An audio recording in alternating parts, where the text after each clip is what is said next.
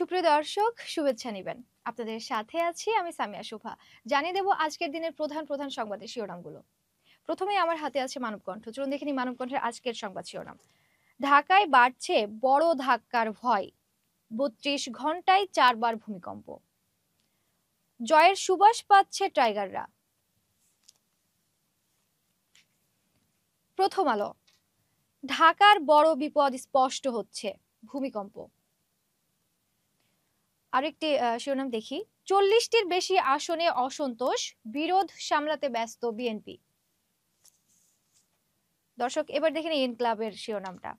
Red জোনে ঢাকা, ৩০ ঘন্টার মধ্যে ৪ বার ভূমিকম্প, কেন্দ্রস্থল রাজধানীর আশপাশ। নয়া দিগন্ত, ২ দিনে ৪ বার কাঁপল ঢাকা।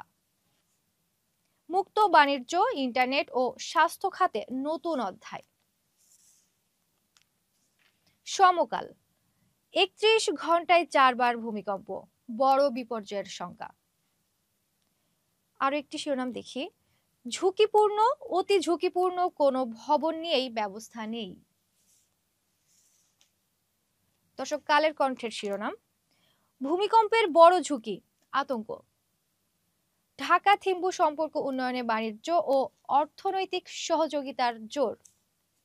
যুগান্তর, ঢাকা ঘিরেই বিপদের শঙ্কা, সামনে বড় ভূমিকম্পের আভাস।